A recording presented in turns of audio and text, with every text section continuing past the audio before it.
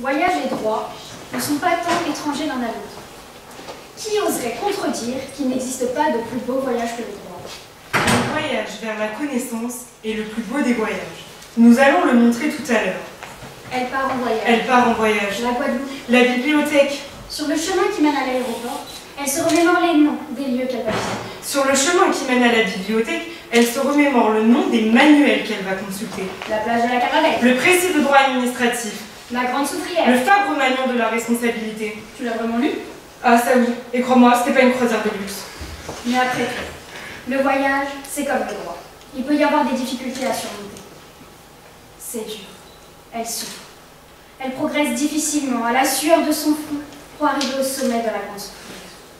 Et elle grimpe, et grimpe, pour voir le sommet du volcan, car elle sait que le paysage est beau là-haut. Des lacs, des arbres, un panorama magnifique qui s'étend à perte de vue. Et elle voit tout ce qu'elle a parcouru pour arriver jusque-là. Tous les efforts qu'elle a fournis pour arriver au sommet. Le droit administratif est un sommet qu'il faut surmonter. Elle tourne, et elle tourne les pages des manuels. Elle escalade les étagères de livres pour trouver une réponse à ses lacunes en droit administratif. Elle apprend par cœur les arrêts, de Blanco au granit porphyroïde des Vosges, parce qu'elle sait que si elle y arrive, elle sera au sommet, à perte de vue. Elle verra des paysages de fac à foison qui voudront l'accueillir. Elle s'étire et enfonce ses pieds dans le sable. Elle laisse dorer son corps au soleil. Elle s'étire et s'enfonce un peu plus dans son siège. Elle se calme et se détend. Elle sait que l'examen de demain est une matière à QCM. Elle va pouvoir relâcher la vie. Relire le cours et s'entraîner au QCM précédent suffiront. Mais ce qu'elle ne sait pas, c'est qu'il faut se méfier.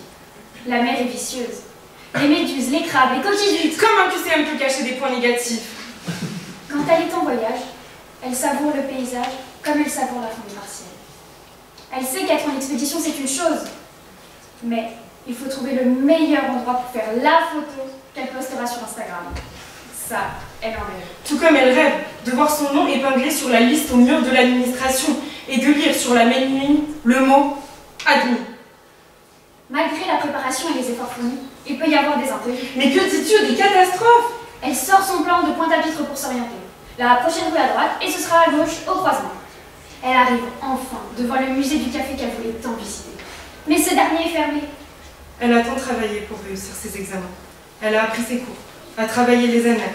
Elle a tout donné à ses examens qu'elle pensait avoir réussi. Mais les résultats tombent. Et elle ne valide pas son année. Elles doivent toutes les deux revenir. Elles doivent toutes les deux revenir. Cette aventure nous amène à dire que le droit, comme le voyage, nous emmène vers l'apprentissage. Le voyage, c'est comme le jeu. Quand on voyage, on découvre un nouveau lieu, une nouvelle vie, un nouveau peuple. Le voyage change notre vision du monde. Le droit, c'est un nouveau monde, composé d'un nouveau peuple, les juristes. Le droit aussi change notre vision du monde. Après tout, les études de droit sont un voyage qui dure plus ou moins 5 ans. En 5 ans, on peut faire le tour du monde, comme en 5 ans, le tour des matières.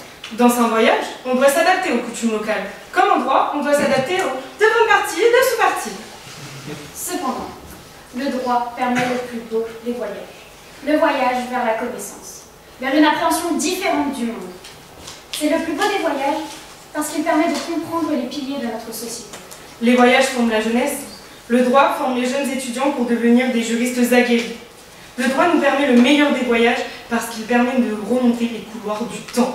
Nous voyageons aux côtés de D'Aguesseau, Saint-Louis, Pompée et même des rois étrusques. Mais le droit ne va pas qu'en arrière, il va aussi de l'avant. Il nous permet de voyager dans le futur grâce au droit des nouvelles technologies ou des affaires spatiales. Un simple voyage ne nous permettrait pas cela.